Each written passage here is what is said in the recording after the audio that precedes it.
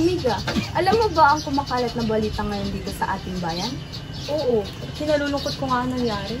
Marami pa namang taong natulungan namin ng kaawa-awang kapitan. Maging ako rin. Pati itong sa Basilio ay nagdikit din. Ano? Si Basilio? Oo, maaari siyang ipatapon at ipapatay katulad ng 3 paring martir. Ay nako, mabuti nga sa kanya. Parusa yun sa kanya ng Panginoon. Buti na lang at pinaalis ko si Huli. Ayoko pa naman maging kaaway ang mga private. Kaya pinipilit ko siya na maghanap ng perang ipambabayad niya sa akin. Nais ko lang sabihin sa iyo na si Basilio ay ipapatapon niya. O hatulan na ng buhay sa binanggo. Ano mo? Kaawa-awa Basilio.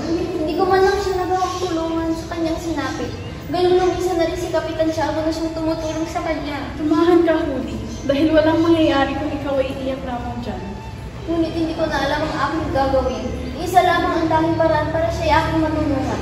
Si Padre Camora, siya ang tinuturo ng aking isip. O siya, ating subukan dahil wala namang mawawala kung ating susubukan. Ika'y aking sasamahan nang sa gayon ay walang mangyayari. Ngunit, natatakot po ako. Hindi kaya ng aking isip ang hinihingi kapalit ni Padre Camora. Atin munang subukan humingi ng tulong sa mataas ng kawan.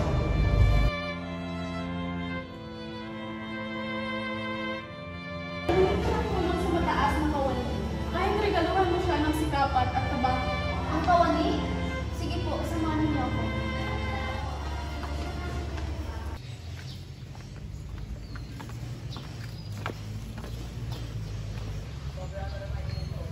Magandang araw po, Kawani. Ano may paglilingkod ko sa inyo? Tulungan niyo po akong makalaya si Basilio. Si Basilio po ay isang kabataan na dinakip ng mga Guardia Civil at siya ngayon nakapiit na sa bilangguan. Ngunit kinalulungkot ko, yan ay hindi nasakop na aking sa pangyarihan. Bakit hindi ang kung pamayapa ang inyong napitan o kaya si Padre Camora? O sige ho, maraming salamat.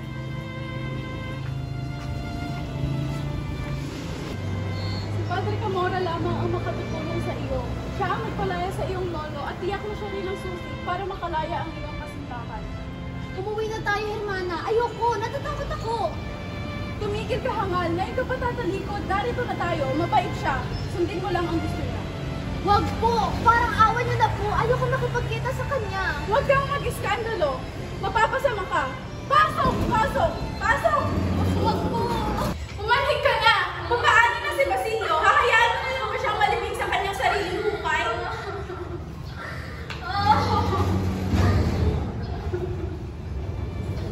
Napapikit si Huli at dahan-dahang tinungo ang kumbento ni Padre Camora na tila ba isang alipin ng kanyang damdamin.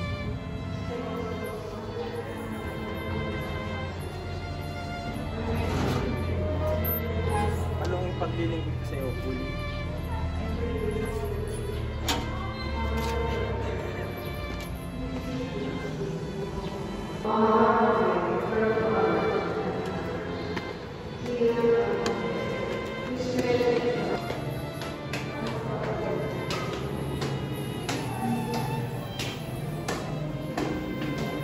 Maaari po ba akong humingi ng tulong sa inyo? Ano yun, Huli?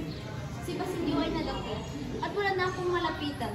Gayong, lumisan na si Kapitan Tiago at hindi ko na alam ang aking gagawin.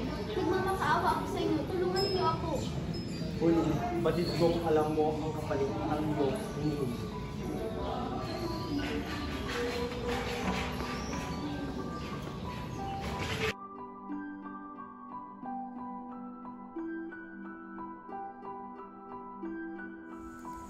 At dumating na nga ang araw ng aking kamatayan.